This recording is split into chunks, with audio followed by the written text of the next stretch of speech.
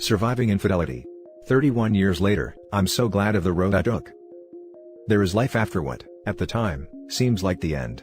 Back when I was 36, married with a 3-year-old daughter, 16-year marriage, 21-year relationship, working my tail off in a business.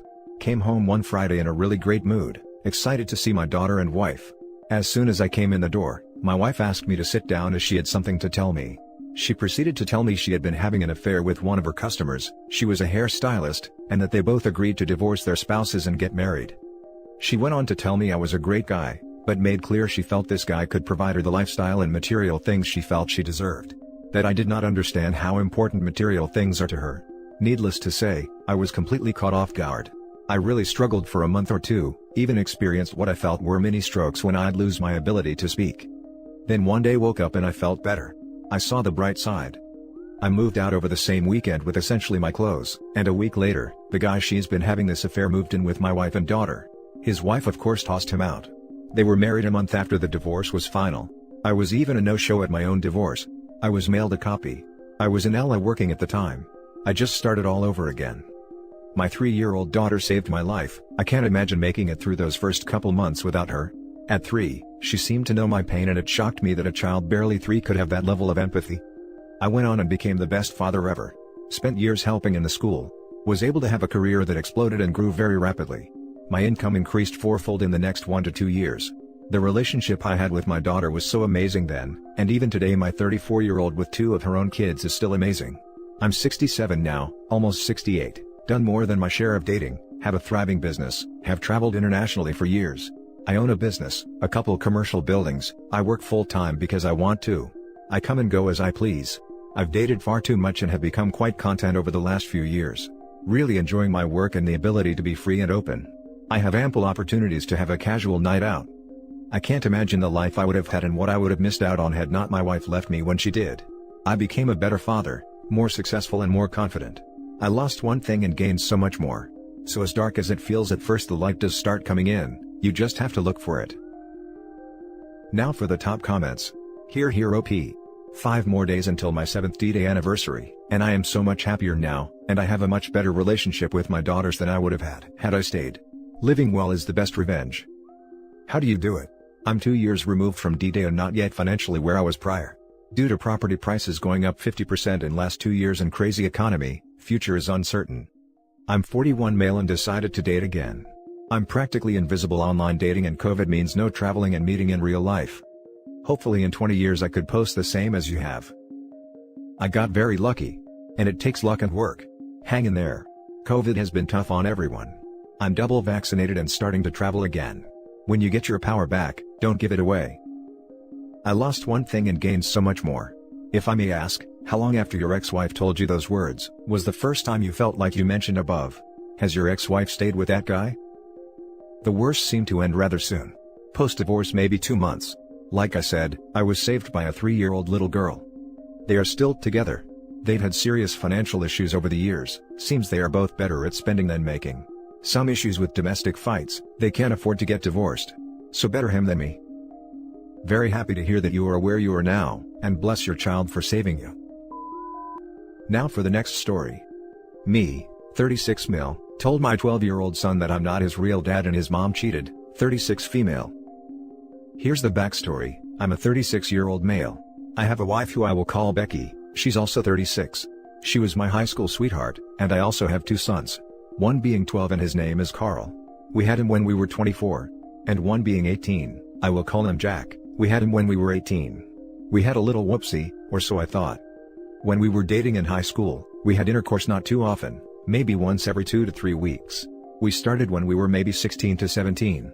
Also, my 12-year-old son, when he was 10 and 11 he got involved in the wrong friend group. I'm not sure where or how they found this out, but they knew everything about intercourse, puberty and pretty much everything you wouldn't want an 11-year-old kid to know. He was always a good kid, so when he confessed to me that he got told about all that and was forced to do some really horrible stuff for his age. Apparently, his friends knew someone who had fights and people bet on who would win. Thank God that Carl never fought anyone. He also drank some alcohol there too. Also, if you're wondering, he had a phone and every 2 or 3 days he would call me telling me he was going to his friend's house. He was forced to bet all his pocket money. He told me this all and he said none of it felt right and he didn't think he should know this stuff. I was shocked and I didn't know what to do. I eventually told him he needs to cut contact with those people and I made him move schools. I never grounded him. He was fine with it because he realized those were horrible people, and he didn't want to be in it anymore. I took him to a nice private school and he liked it there. But ever since, he was a very mature kid. Never did anything that an immature kid would do. Always did chores, always used manners and was just even nicer than before. He made sure that others go before him. I don't know how or why he started acting like this, but I was 100% sure it had to do with his old friends. I told my wife and she wanted to ground him for a month, but I refused because I thought that would make him feel like he made a huge mistake and like he failed in life. I supported him but my wife did not.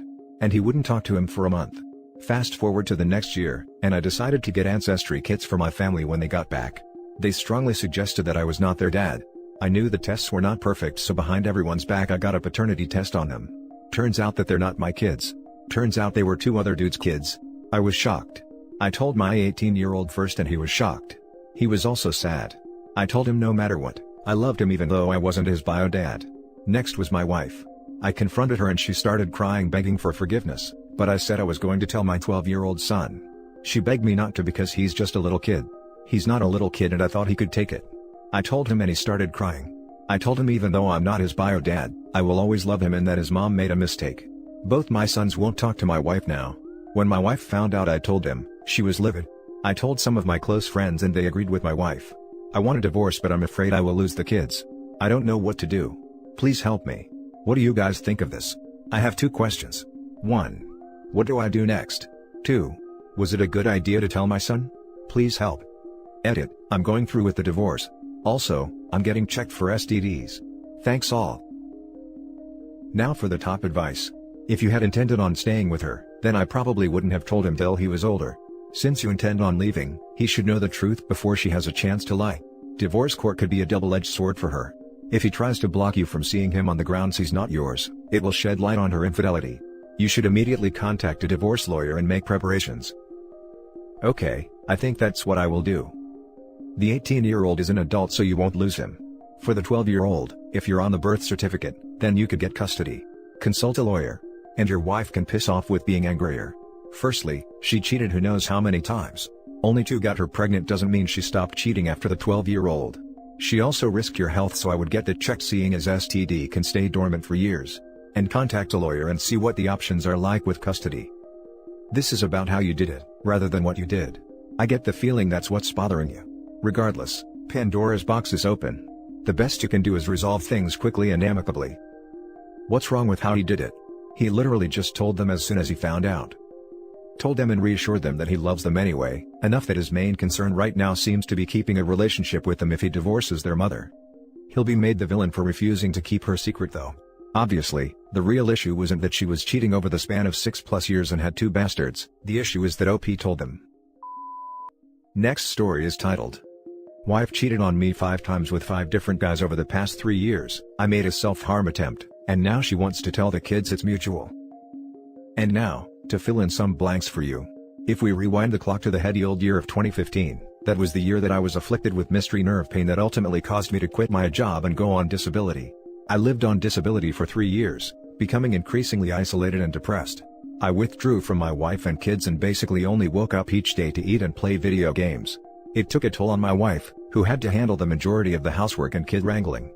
Eventually, her personality began to change, and it came out that she was exchanging inappropriate texts with a male friend. My depression was so bad at the time I finally went to the doctor to ask for meds.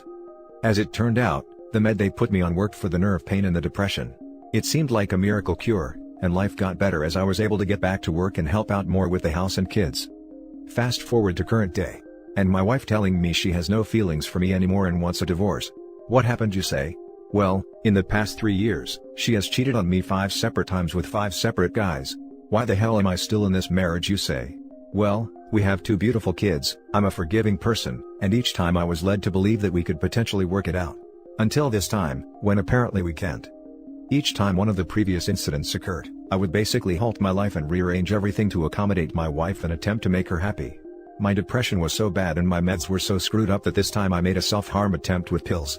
I spent a week in the psych ward at the hospital and got things corrected, but now I have all the divorce stuff we are working through. We are basically on the same page with everything except she wants to tell the kids that we are breaking up mutually, when the reality is that, She is done with the marriage and wants to end it. All I want to do is tell the kids that mommy doesn't want to be married to daddy anymore. Is that so crazy? Shouldn't the kids at least be told some of the truth? Now for the top advice. Stand your ground on this. She needs to take some responsibility. This will be a slippery slope because as the kids get older, they will want more information. She then will be able to turn your kids against you as she feeds them more false information. She is the one who broke your vows, who chose to seek attention from other men. She made the violation and now doesn't want responsibility for it. Do not let her off the hook. This isn't mutual. And it hurts the kids more to lie about it. The truth is, you are in denial. Your marriage has been over for a long time. Cheated with 5 separate men and you stayed with her. She has no respect for you.